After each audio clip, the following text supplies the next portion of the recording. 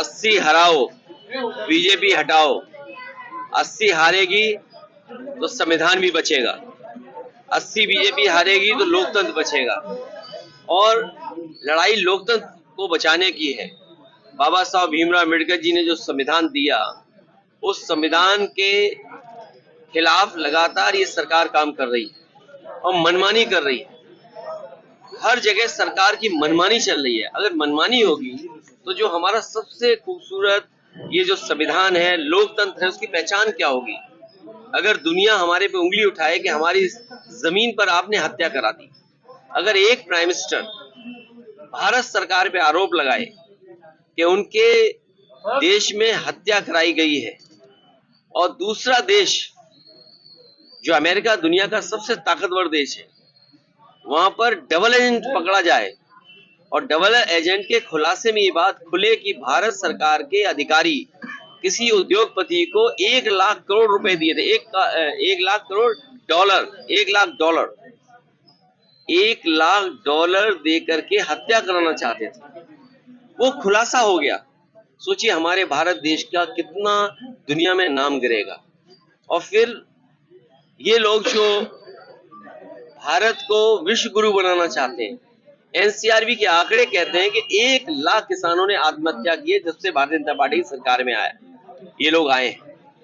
जहां 1 लाख किसानों की आत्महत्या हो जाए, वो आत्महत्या कर ले मजबूरी में, फसल की कीमत न मिल रही हो, और फिर जिन्होंने ये कहा हो कि आय दोगुनी कर देंगे, उसी देश में किसान के ऊपर फिर कर्ज आ गया है।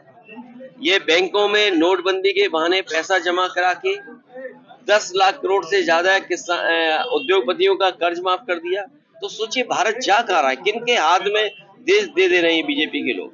मायावती पर किसका दबाव है? आपने कहा मायावती दबाव में है। देखिए, हम तो उन्हें, अगर आपको याद हो, सपा और बसपा के गठबंधन की सबसे पहली शर्त यही थी कि वो प्रधानमंत्री बनेंगी।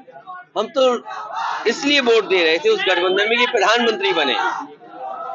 और आज अगर ये भाषा इस्तेमाल हो रही है, जो रंग बदलने वाली बात है, तो कहीं ना कहीं मैं समझता हूं उनके ऊपर दबाव है या दबाव होगा, जिसके कारण उन्हें इस तरह की बात करनी पड़ रही है। ये तो मुझे भी नहीं पता, आप भी पता करो। अगर मुझे पता होता तो मैं बोल देता, लेकिन मुझे ये लगता है कि जब बाबा साहब भीमराव अम्बेडकर जी का संविधान खतरे में है, संविधान कैसे बचे, संविधान की रक्षा कैसे हो, जब देश में वो लड़ाई छिड़ी हुई है और उस समय समाजवादी पार्टी पे आरोप लगाते हैं, जिस समाजवादी पार्टी से गठबंधन से तमाम लोकसभा की सीटें जीती हो बहुजन समाज पार्टी। और मैंने आपसे कहा कि गठबंधन में पहली शर्त यही थी कि उन्हें प्रधानमंत्री बनाया जाए। उस पक्ष में जो पार्टी रही हो, वो पार्टी क्यों किसी का अपमान करेगी? अगर हमारा सम्मान देना उन्हें खराब लग रहा है तो मैं क्या करूं उसके लिए? भैया, राम मंदिर प्राण प्रतिष्ठा में जाने से परहेज क्यों है? नहीं, हमारा परहेज नहीं है। नहीं, निमंत्रण भी मिला और मैंने पत्र भी लिखा है। मैं समझता हूँ मैंने पत्र में सब बातें लिख दी जो आप जानना चाहते हैं। ठंडक बहुत है, मैं इस ठंडक में जो कार्यक्रम सफल हुआ उसके लिए कार्यकर्ता नेताओं को मैं बधाई देता हूँ।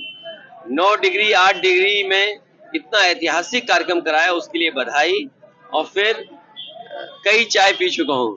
और बाराबंकी जिला ऐसा है कि हमारे प्रधान जी ने बहुत अच्छी चाय पिलाई, रास्ते में एक और चाय पी, अभी चाय पी, फिर एक और चाय पीऊंगा।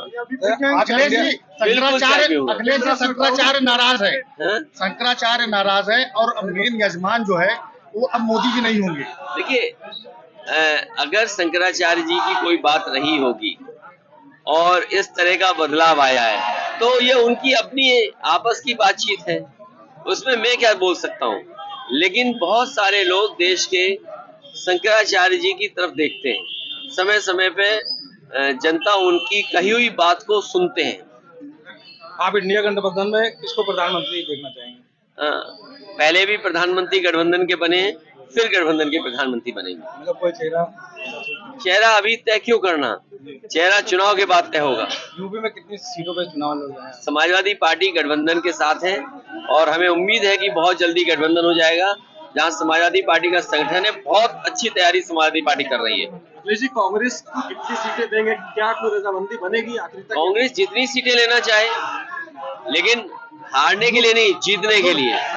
और हमारी कोशिश होगी गठबंधन की कि आपस में तय करके इतने मजबूत प्रत्याशी उतारे जाएं, जिससे भाजपा जो तैयारी कर रही है 60% पाने के लिए, वो इस कोशिश में है भारतीय जनता पार्टी के पढ़ने वाला वोट 60% उन्हें मिल जाए।